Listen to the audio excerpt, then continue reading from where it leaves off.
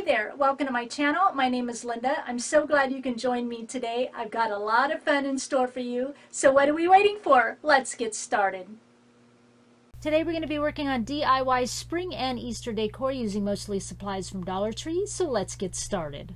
For this first project here, we're going to use this oval wood piece. Now I have already cut it down to about 6 inches tall. Just cut the end off. Going to be using this unfinished thick wood piece, or whatever shape you want, and I've already filled the hole with wood filler. Some of these short dowel rods, some floral wire, and I've already taken one out of the package and spray painted the whole wire in dark brown.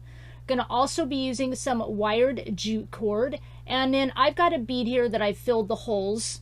You could, of course, make like a clay round bead, whatever you want, some kind of wood bead. And then I've already traced around the perimeter of both of the pieces, the oval and the wood shape. And on each side of one of them, I have drawn a new perimeter about 1/8 of an inch in and cut that pattern out so the little bit of that wood shows around. So the back is completely covered. The front of each piece has that about 1/8 of an inch of the wood showing. So then on this oval piece, I'm going to take that front piece and doing the same process right here. I trace it, and then I go in and draw a new border about 1/8 of an inch in, all the way around, and then I cut that new border out. So in the end, when we're done, you'll see a little bit of that wood piece showing. Then comes the brown cardstock, then the next piece of paper, so you'll get to see each layer of paper and wood. I'm also using one of these wood heart shapes from Dollar Tree and tracing that onto some pink cardstock, and again cut and draw a new perimeter about 1/8 of an inch in. So these are what they look like when everything is cut out and ready. I'm going to be using Dixie Belle chalk paint in the color Drop Cloth. I just love using this paint to paint my stuff with. It's just nice kind of creamy tone. It's neutral. It just kind of works. So that's just my go-to. And I'm just going to paint around the edges of my wood pieces and then about, an inch in on the front and back. Except for the dowels, I will paint those in their entirety, and that little wood bead that we'll paint a little bit later. Here comes the dowels. Once everything's dry, we'll come back to the dowels and we'll just kind of adjust them a little bit. Got a little bit of work to do on those. So I'm just going to show a little bit here. I'm going to take my papers to the sewing machine. I'll be doing these on all the projects today. I just wanted to show a little bit up front here first. And as you can see, I sew directly on the paper, get my words straight. I have a size 10 needle. Tension is set on 4 using all polyester thread. My machine gets really loose, wonky stitches if I use all cotton. And sewing length is on 4. And you can see how easy it is, even on a round shape. You can see my left hand, my 2 fingers just kind of moving along, just sidestepping, guiding that paper to sew shapes. Everything here is all sewn. Now, if you don't want to use a sewing machine, I'm going to show you a couple of faux stitches here. Nice and easy. Replace the sewing machine stitches.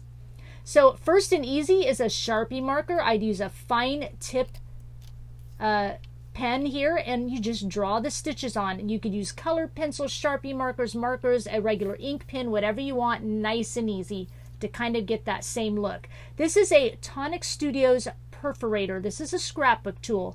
And yes, remember like those papers that are perforated out of those notebooks and you just tear them apart? That's what this can do if you press really, really hard. I'll have a link in the description box for you. And an ink pad. Any ink pad, just make sure it's cheap. You can use a foam ink pad, or this has fabric on it. It's well used. I got these at Dollar Tree a couple years ago. They were $1. So cheapy ink pads, because this perforator will mess it up. So any kind of pigment ink, chalk ink, but just cheap. And you just run this perforator on your ink pad just like this, and then you go down onto your paper. Firm pressure, but not too hard, or it will perforate it. And you just draw your lines wherever you want them to go. You're going to have to re-ink several times during this process. And then here's what it looks like. I used to do this for years, and I think it just makes a nice subtle piece, nice subtle texture on your piece. Here it is showing you on the fabric ink pad as well. You can come in, you can draw straight lines, wavy lines, however you like. Looks super cute. And that's this easy technique if you don't want to sew directly onto your papers. So now I'm coming in on all my pieces. I'll show you once here using the open end of my scissor blades. I scrape along the edges of the paper. I love doing this. I love adding this texture. You can see finished and not finished, so you can choose which way you like best. You really notice it here when you have paper that kind of has a white inner core. I just think it gives it that rustic kind of farmhouse look, but you choose if you like it or not. So then we're going to go in and just do a little sanding prep on all the pieces, give it a little bit more of that rustic farmhouse look here. We're going to sand our dowels as well, and then we're going to do a little bit of adjustment on our dowels here. Want to sand them all nice and good here. Now we're going to go on one end here, and we're going to see how I'm leaning it right up against the sanding block, and you're just going to make a shallow tip, almost like you're sharpening for a pencil. Just a nice little shallow pointed tip is what we want here. And maybe it's 1/8 of an inch, 1/4 of an inch maybe at the tip. You can see it there, and then the other end is left straight. This is going to help us later. Going to be using Beacon Fabri-Tac glue today to glue all my papers on. So we're going to start adding it to our oval piece here. Here's the back all nice and covered. Go to the front with our pieces. Kind of done a little pre-gluing for you, so we're not watching a video full of nothing but gluing. But I feel like I have to show you this to you guys so you know, yes, I am adding glue to my papers, not just laying it down on my pieces. Get all our main pieces here covered and ready to go. Little heart covered. We're not going to quite cover the front or top of that wood piece yet. Here is our little wood bead, and what I'm doing is just taking one side with my sanding block and making a flat edge because we want that to sit flat on our project. Nice and easy. So I'm going to paint that with Dixie Belle chalk paint in the color chocolate or a brown. So I'm going to adjust my little dowels here. I'm going to bring them down to about 4 3/4 inches. And now I need to find the center of my wood block. So I traced it out, then I folded a piece of paper in half and half again, so I've got that middle junction, and used a pin to mark the center of my wood piece. Then I'm going to go about 1 inch out from each side of that mark, because this is where we're going to be placing our dowels. And then I'm going to take my top piece and I'm going to kind of square it up on there, and then I'm going to mark it on the end of that piece here. And I'll show you in just a second. I'm going to bring it up so you can see here. So that way it's going to sit right where it needs to sit on this piece. Using my drill, of course, I'm going to drill some holes about 1/2 inch down. Just nice holes that make sure your drill bit is big enough that your dowel fits, right? So measure it to your dowel. You could glue it right on top, but you want a little bit more stability. So I would, drill some holes if you have that option, and then you just stick your dowels in here. They're going to be really tight. Now what I've done is I've just laid my cardstock on top. I kind of lift it up and see where the holes are and stick a long needle through it so I know where to punch a hole. This tool here I'm going to be using is like the Crocodile, but it's a Crocodile Big Bite. I've had it for years. Love using this tool. It's the same as the handheld Crocodile, except it's got about a 12-inch reach on it. I'll show you here in just a minute. So you can see that long reach. Allows me to get in a little bit further on my paper. So now I know where to set this on. Now we can glue our top paper right on top of our circle here. I'm going to go ahead and add a little wood glue as well in those holes.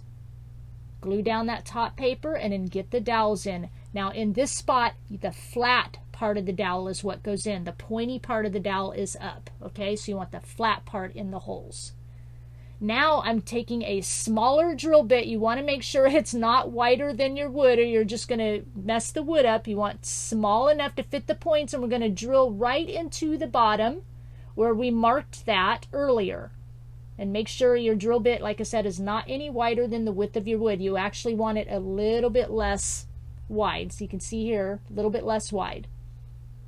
Don't know how else to explain that. But otherwise, you're going to see that ripped wood on the sides of your project there. And then what it'll do is just going to kind of sit, once we wood glue it, right on top of those dowels. Those points are going to allow it not to just kind of break off, okay? It's going to give us a little bit more stability. So we're going to set this aside a minute, and we're going to go to work on our bunny ears. So I'm taking wired jute rope here, of course, from Dollar Tree, cutting 2 of them at 8 inches. Now you could glue these directly on the back if that's easier for you. But I want to make some holes in the top top of our head, so to speak. So from the center point, I went out about a 1/2 inch or so, made a couple of little marks on each side, just kind of on the diagonal of each side, using a smaller drill bit. Yet here, you just need it big enough for that twine to go into. I'm going to drill a hole on either side of the mark. I'm going to drill it on the right side, of course, and left. Just like that. We'll do the same thing over here. And again, you can totally just glue these on the back if you want. Not a big deal. I just kind of wanted it to hide it a little bit more in case I sell this at, like, you know, craft shows or something. So here's my holes. We're just going to use the Beacon Fabri-Tac glue, and we're just going to put some glue right down into these holes. And I've also put some glue on the end of the jute twine and kind of twisted it around the jute twine on the end. And once it's dry, you know, it's ready to go. Just use a little needle here to get my glue down into those holes, and then you just kind of twist that little rope right down into the holes, just like that. So we've got one side here, then you can kind of shape your ears. That's what it looks like. Then we'll go to the other side and kind of shape your ears. Super cute. Look at those long ears. This bunny is going to be so cute. Now we're going into our whiskers. So 6 pieces of wire. I cut 4 at 5.5 inches long and 2 at 5 inches long. And now you can see here, just cutting that last little piece 5 inches. And I've got some of these jewelry tools, plier tools, just to help me to kind of curl those in. But this Dollar Tree wire is so soft, you could probably do it with your fingers. Just making some little curlicues on the end of all these wire whiskers. Just like that. Nice and easy. So now we're going to go ahead. You can see I've got my nose painted, a little bit sanded. We're going to glue it right down in the middle near the top of our head. And then we're just going to, about 1 inch down on the end of the wire, just on one side, just kind of add some glue on the side and a little bit on the end, side and end, and just kind of tuck it right down right against that nose. We're going to do 3 on each side, and I just kind of did the 2 taller pieces on top and the shorter piece at the bottom. And you don't have to make your whiskers as long as this. I think it's just super cute, really long. So, you know, you could adjust your whiskers if you want them shorter, of course. I think it's turning out so cute. Now, I originally saw this on a picture. Someone had taken a picture of these. It's from one of the stores. They had rows of them. I don't know the original price, but somewhere like Hobby Lobby or something. And I'm like, I can make that. So here we're making it. Using some black chalkboard ink from Dollar Tree and a skewer, and we're just going to make some cute little eyes right at the top of the nose. I like my eyes a little closer together for the personality, but just, you know, 2 cute little dots using the end of that skewer or whatever you have. Then we're going to take that little heart that's ready, and we're going to glue it right down, you know, kind of in the belly area, so it's super cute. Now we're going to glue our dowels in. So adding a little bit of wood glue first, and then I'll take a needle and kind of get it down in there, add a little bit more wood glue, and then I will set this up on top of those points of those dowels, and I set the wood glue bottle behind it because my glue's really tall, just to keep that sitting upright so until it sets. And then once that's in, this project is complete.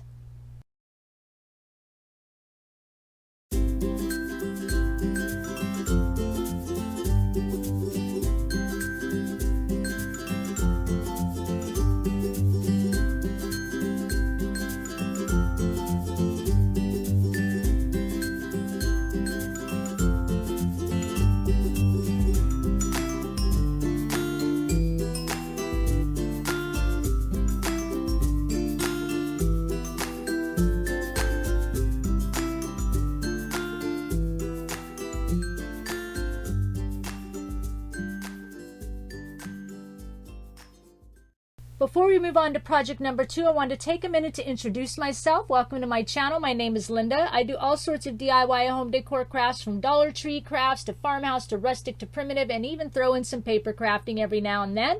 I post videos once a week, so go ahead and hit that red subscribe button and notification bell so you don't miss out on a single video from me. I'm also on Instagram. Pop on by and say hi. I'd love to have you join me there. And also, if you're looking for a little bit more inspiration from myself and other crafters, I do have a Facebook group. I will have the link to Facebook and Instagram in my description box. Hope to see you there. For now, let's move on to project number 2. For this project, I'm going to use one of these new round signs from Dollar Tree. I'm just going to go ahead and remove the hardware off the back and also the sticker as well. Use my heat tool to do that. And then we'll go ahead and flip over the front. We're going to take the metal word off the wood, save that for future use. And I'm going to get as much paper off as I can. Now I'm taking my ruler and I'm marking lines all the way across this board. And I'm just using the width of my ruler to mark my lines. So the ruler's about 1 inch wide. So 1 inch, marking lines all the way up. I want to make some actual grooves in this board. I want it to look like, you know, it's got those grooves in it, just like I said. What's the word I'm looking for? So to do this, I'm going to use my heat tool. Now, wood burning tool. Now, if you don't have a wood burning tool, you can use your craft knife, but please, with either one, please be careful. Yes, just a tiny bit, but I did burn my wrist a little bit with my wood tool. So what I'm going to do is my ruler's got a metal strip on it, and I'm going to place my wood burning tool against the side of that metal tip. I'm going to press nice and hard, and I'm going to make 2 or 3 passes down the side of that ruler in each of those lines that I drew on my board. I have kind of like a chisel tip. I've had this wood burning tool for years. It came with like 3 tips, and I've seen these wood burning tools at Walmart. You can see on the left side I've got a few of the lines done already, so we're just going to go ahead together and draw the other lines. You're basically kind of drawing it. You're burning it into the wood just to make these nice little slats in our wood. And again, 2 or 3 passes. But I like the wood burning tool because it kind of makes it dark inside those little grooves as well. You know, and I'll go and kind of sand it a little bit. If I kind of got off track a little bit, you can just kind of sand it down because this wood on the sign is a little bit soft, and you can go in and kind of rescore it. And again, you can use your craft knife as well. That'll do it. It'll just make the grooves a little bit shallower, and that's fine. It just kind of, just to give us the facade of, you know, this is a slat board sign. Going to go ahead and finish that right up here, and I just take it all the way to the end, and you can make your lines as wide as you want them. I just went the width of the ruler. That was the easiest. Show you what it looks like here. This is what we've got going on, our fake little lines. I don't care if they're a little bit thick and thin. That's perfectly fine with me. It makes it more rustic. And now I'm just tracing the back onto a piece of cardstock. I'll sew this and distress it later so that our back is all nice and clean, because we'll glue that to the back of the board. Now I'm taking this wax, this Waverly wax, and I want to stain my board. I want to make it look a little bit darker here, using some water as well to spray it down and then kind of wipe off the excess. You could skip this part, you know, if you don't have this, or use watered down brown paint, because the wood is already a little bit dark. I just wanted it a little bit darker still. So if you don't have the wax, brown paint and mixed with water works perfectly wonderful. I've done that too, either way. But a lot of people seem to like this wax, so I'm like, okay, I'll buy it. So I finally did, but either product works fine. Just spraying it as I go to get it a little bit lighter. Now I'm taking 2 color paint here, Dixie Belle chalk paint in Hurricane Gray, and this DIY Debbie's Design Diary paint in Gravel Road. So basically a light and dark color gray. And I'm just going to swoosh this on any fashion I want. I'm going to make it thick, thin, whatever. Now, when I did this technique, what I really wished I would have done is not done as much paint. I wish I would have left a little bit more of the wood showing underneath, because that's kind of how I wanted it. But anyway, I did a little bit too much paint, but that's fine. It still looks cute in the end. But see, you just kind of paint the paints over each other, just, you know, rustic, however you want. Just get it on there, thick, thin, whatever. And now I'm taking my heat tool and just getting everything all nice and dry. But see, I wished I had to go in and sand a little bit to get more of the wood to show, but I wished I would have just painted less. So I've got this milk paint I got from a friend of mine probably 5 years ago from Michael's.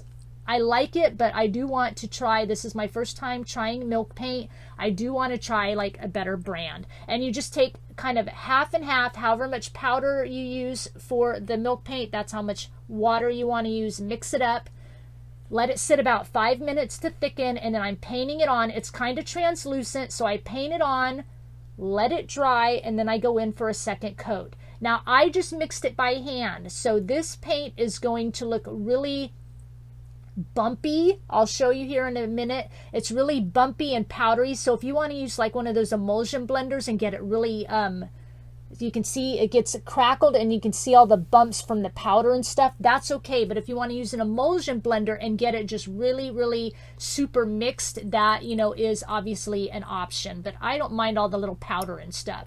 So once that dries, I'm going in and sanding this a little bit. And as you sand this, it doesn't sand like normal sand. This milk paint just tends to flake off like old paint. It comes off in pieces, not like powdery sanding. So it's really cool, and this was the effect I was going for. And I layered all the paint underneath because I wanted to look like someone went in and painted it one year a dark gray, and then they decided they wanted it a little bit lighter gray, so they repainted it again, and then they went in with the, you know, a cream color, painted over the top. So it's years and years of these layers of paint, and then as you get this milk paint on, it just, and you sand it, it just flicks off in pieces. I'll show you here. You can see it comes off in just chunks, so it looks more like that chippy paint.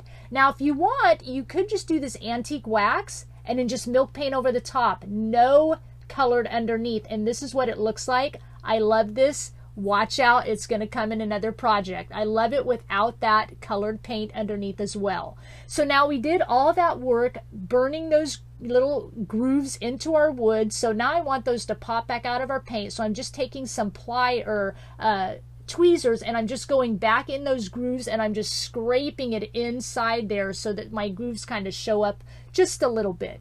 And here's that paper I traced earlier. I'm going to just glue it onto the back. Make sure it's nice and finished. Then we'll go back to the front, and we're going to put our little quote on here, seeing which direction I want it to be. And I just did one off my Cricut Explore Air machine. I used the fonts Georgia and Corona. I'll have those links. The Georgia comes from DaFont.com, and the Corona comes from like a derivative of DaFont.com, and I'll have that link in the description box for you. Just going to place this on right in the center. This project's nice and easy. I wanted it just really rustic and chippy and farmhousey. Just love how it turned out. And I think, yeah, I will do another one, but just not do all the colored paints underneath. Just darken the wood and then do the white on top. And definitely buy a better brand. I'll probably go to JamieRayVintage.com for a better brand of milk paint. But once this quote is on, this project is complete.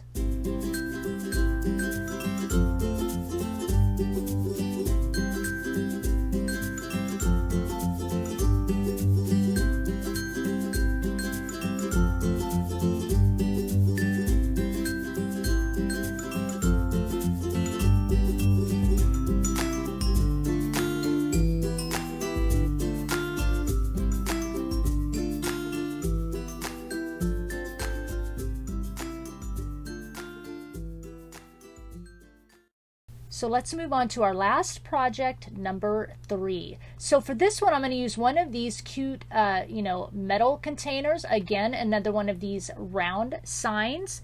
And then I'm going to use one of these really thick, like margarita glasses. And so, of course, on the round sign, I want to take the metal word off and as much of the paper and everything off as I can.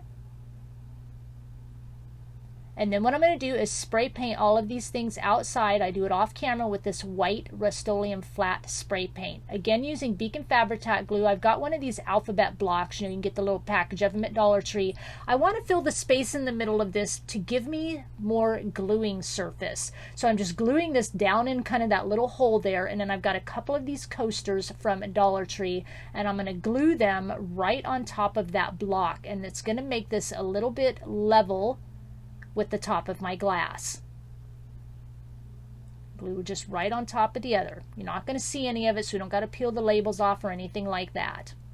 And then I let that set up for a little while.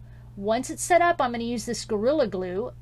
I'm liking this better than E6000, you guys, because you know E6000, you put it on and it like slides around for an hour till it sets. This Gorilla Glue, it still takes 24 hours to set. Fully cure, I mean, but it sets up within just like a minute, so you got to be quick. So anyway, you can see how I glued onto the coasters, gave me more gluing surface, and now I'm adding a little bit around the rim of that glass, kind of on the inner part of that rim so that it doesn't leak out and go around the outside of that glass, so it keeps it all nice and clean. And then I'm just going to pick this up and I'm going to glue it to the nicer side of our round wood sign, because the other side I didn't paint as much because we're going to cover that. So just right in the center and let it set, and I just let it set again 24 hours. So now we have our base. I have another wood heart from Dollar Tree. Got everything off of it, and I'm going to go ahead and paint this up. I'm going to paint up these little blocks. You can get that little game from Dollar Tree, and I took it apart and used the little square pieces for blocks. I made a couple of little eggs, little clay eggs here with air bait clay. I've got a bunny here I got at Hobby Lobby and one from Dollar Tree. So these are the pieces I'm going to use, and I've got a wood knob here as well. I'm going to paint all of these in kind of a white. The first three things I are painting in the drop cloth, a couple of things in the white, and this other little bunny in this terracotta. So we'll just kind of start out with the first bunny. I'm painting it normal with the white, just normal. And then we're going to go in and add a little texture to it. But I want to kind of get that first coat on, get everything covered up. Going to do our heart, paint it in the drop cloth, paint the little eggs in the drop cloth.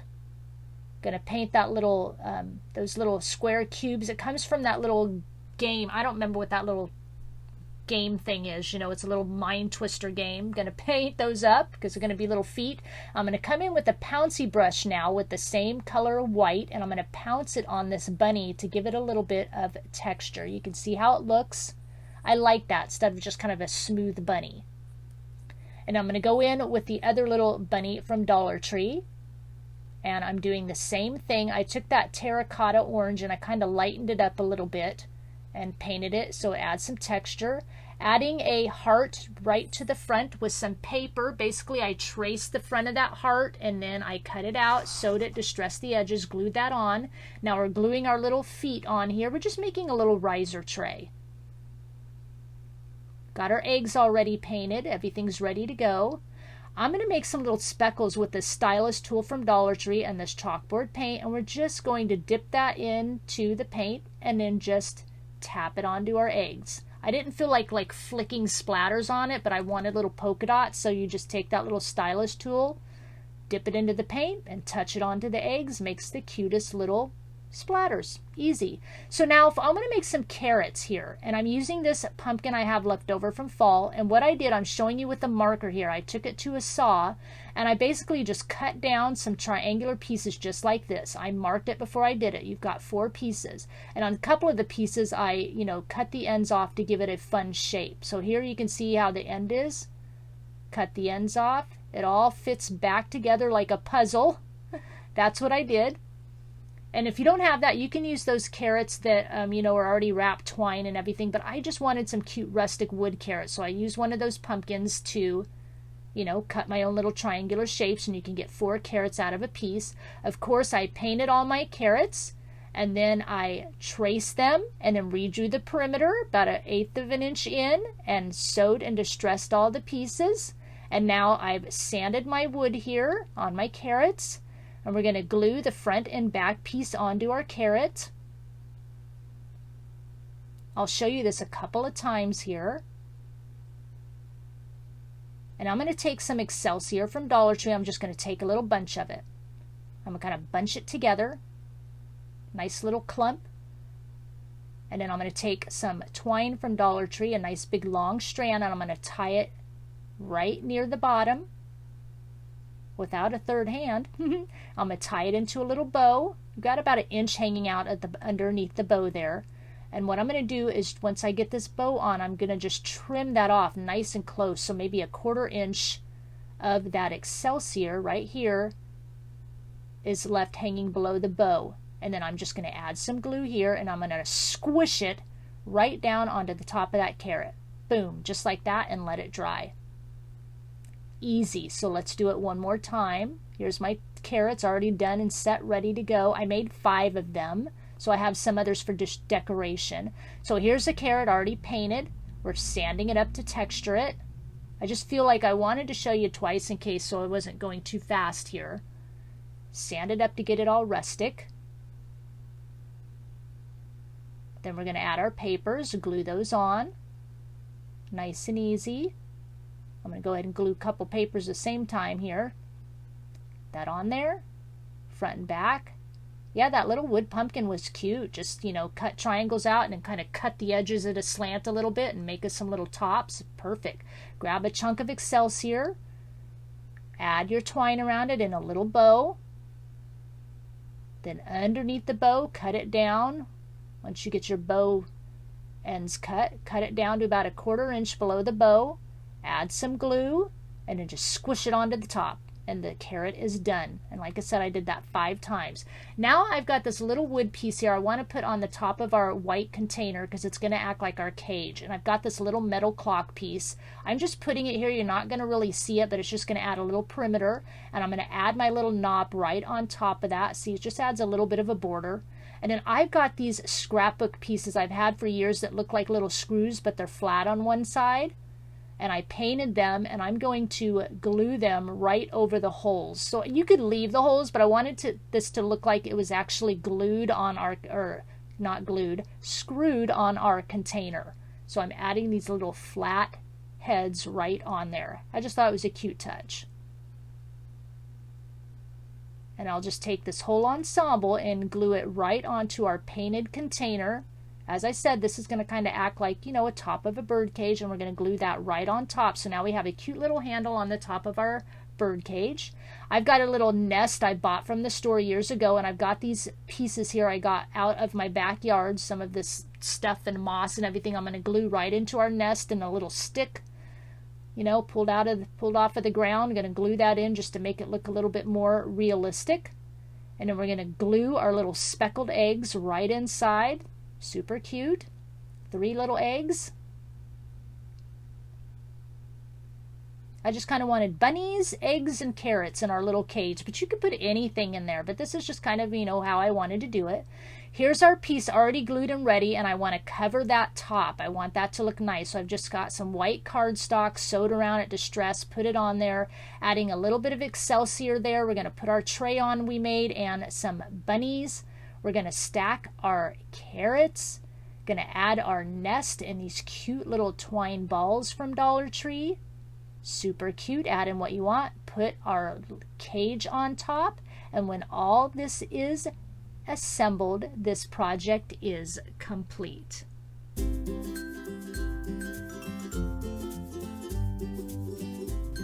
So I really think this cage turned out so super cute, housing our little bunnies and our eggs and our carrots.